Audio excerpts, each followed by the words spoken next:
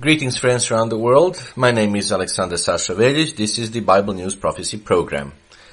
In its latest public letter, Greg Williams, president of Grace Communion International, the current name of the Protestant group that took over and changed the old Worldwide Church of God, had the following.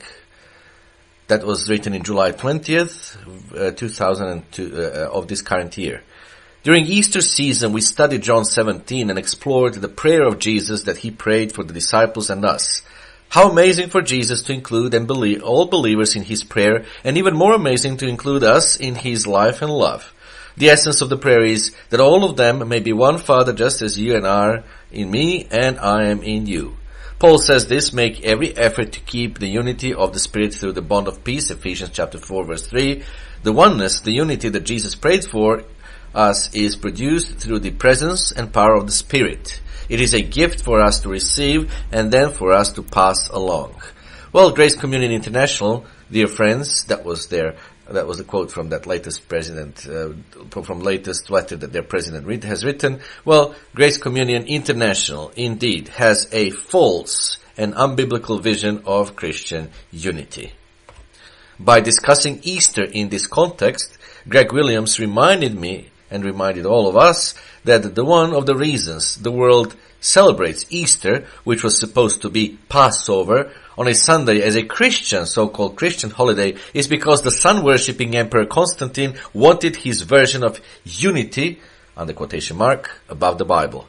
Passover was always kept on the 14th of Nisan by those who claimed to be faithful to the practices of the Apostle John and the Bible. But since many compromised and wanted to keep it on a Sunday, there were two different dates the professing world was keeping Passover in the 4th century. Emperor Constantine did not like that at all, and he convened the famous Council of Nicaea in 325 AD to decide on a universal date.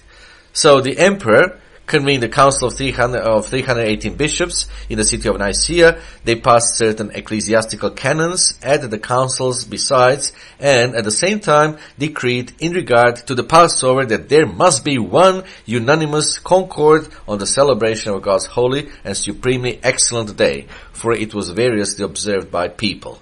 Epiphanes, this is his writings, and this was the Panarion of Epiphanes of Salamis, book number 2 and number 3, sections 47 through 80, etc. So this was published in New York in 1994, and pages 471 and 472.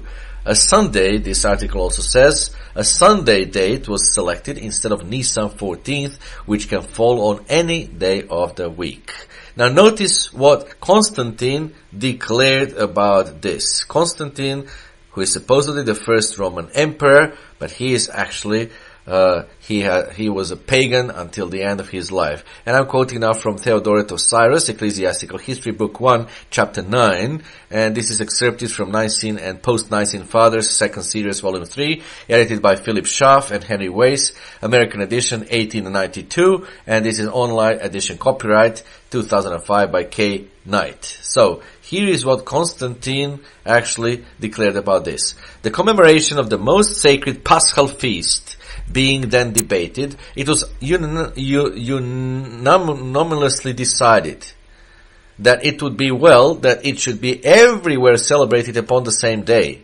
What can be more fair or more seemly than that the festival by which we have received all the hope of immortality should be carefully celebrated by all on plain grounds with the same order and exactitude.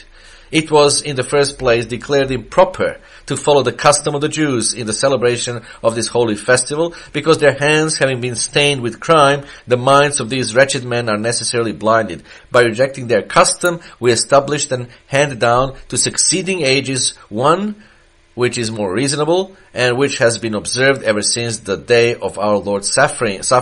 Let us then have nothing in common with the Jews, who are our adversaries, for we have received from our Savior another way.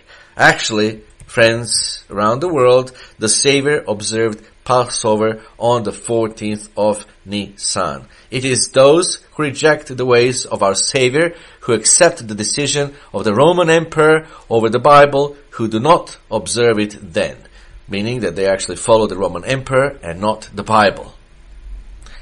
Now, notice that the first consideration was to not follow the Jews, and they were the ones who followed the Bible in this instance. So the ordinance of the Passover was followed very carefully, and exactly that's what the Jews did in the past. Second, Constantine claimed that people always accepted his Sunday date, but there is absolutely no evidence of this. Sunday Passover was something that 2nd century Romans implemented. There is no proof whatsoever that any observed it on Sunday prior to that. Thus, Constantine's second reason is also in error. According to Eusebius, and he was the Constantine's autobiographer, so according to his book Life of Constantine, book 3, chapter 18, a more accurate translation of that last line above from the Roman Emperor Constantine should be, "Let us then have nothing in common with the detestable Jewish crowd, for we have received from our Savior a different way." Now, I do not recall Jesus indicating that Jews were detestable. He himself was a Jew. Nor do I recall that he ever changed the date of Passover. But apparently, Constantine felt otherwise. So, of course, he felt otherwise, and he was led by another spirit. So, the Sunday observance is now known as Easter. And instead of biblical unity, Constantinian unity is what Grace Communion International and others seem to want. Now, the Catechism of the Catholic Church teaches, this is quote from Catechism of the Catholic Church, Imprimatur Protest, Joseph Cardinal Ratzinger, Doubleday, New York, 1995, page 332. So the Catechism, 1170, at the Council of Nicaea in 325, all the churches agreed that Easter, the Christian Passover, should be celebrated on the Sunday following the first full moon, 14th Nisan, after the vernal equinox. But the idea that all the churches agreed is not true, as the bishops from the faithful churches did not attend that council.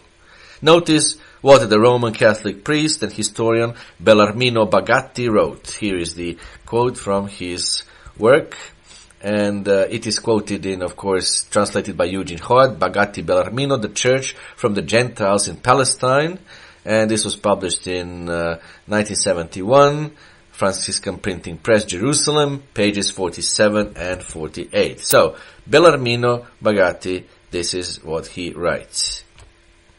The inhabitants of Syria, of Cilicia, and of Mesopotamia were still celebrating Easter, that is Passover, with the Jews. The importance of the matters to be discussed and the great division that existed had led Constantine to bring together a big number of bishops, including confessors of the faith, in order to give the impression that the whole of Christendom was represented. In fact, the churches of Jewish stock had no representation. From this, we can conclude that no Judeo-Christian bishop participated in the council. Either they were not invited or they declined to attend.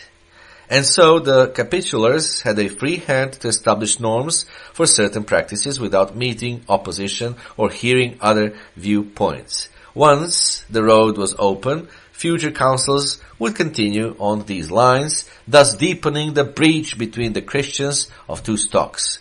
The point of view of the Judeo-Christians, devoid of Greek philosophical formation, was that of keeping steadfast to the testimonia, and therefore not to admit any word foreign to the Bible, including homoousion.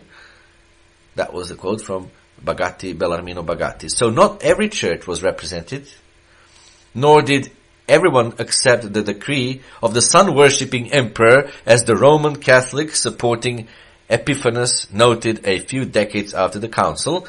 This is now from his quote from his work, the Panarion of Epiphanes of Salamis, and this was translated by Frank Williams, published in New York, 1994, pages 23 to 25. Quote, "The Quattrodecimans contentiously keep Passover on one day, once per year. They keep the Passover on whichever day the 14th of the month falls. Christ had to be slain on the 14th of the month in accordance with the law." End of the quote. Now, Quattrodecimans only kept Passover once per year, not daily like most Roman Catholic priests do, not weekly or monthly like some Catholics or Protestants do. It is of interest to note that Epiphanes recognized that Jesus had to be slain on the 14th of the month. It is sad that he and others did not believe they needed to observe it when and how Jesus taught. Strangely, he wrote this about the practices of the Greco-Roman Church, which we now call Roman and Orthodox Catholics, but he calls God's Holy Church. Because here is that quote from his book, page 25. But God's Holy Church does not miss the truth in any way in her fixing the date of this mystery. She uses not only the 14th day, but also the 7 days which recur order of the 7 days of the week.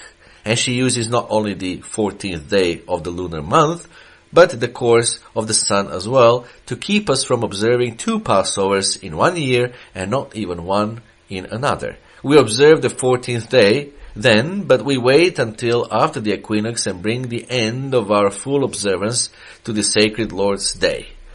Well, dear friends, the Greco-Roman Catholics and Protestants most certainly do not observe Passover on the evening of the 14th, unless that happens to fall when some observe an evening mass. The equinox argument is not scriptural. And since the Lord's Supper, so-called Lord's Supper, is observed frequently, most practicing Greco-Roman Catholics and Protestants do observe it more than once a year. The 4th, 5th century historian Epiphanes even admits that the church used to observe the 14th when he wrote, quote, audience, they choose to celebrate the Passover with the Jews, that is, they contentiously celebrate the Passover at the same time as the Jews are holding their festival of unleavened bread. And indeed, that this used to be the church's custom. End of the quote. Anyway, since Constantine's declarations did not stop everyone from properly observing Passover, a later Roman emperor, after he became a baptized Christian, decreed the death penalty.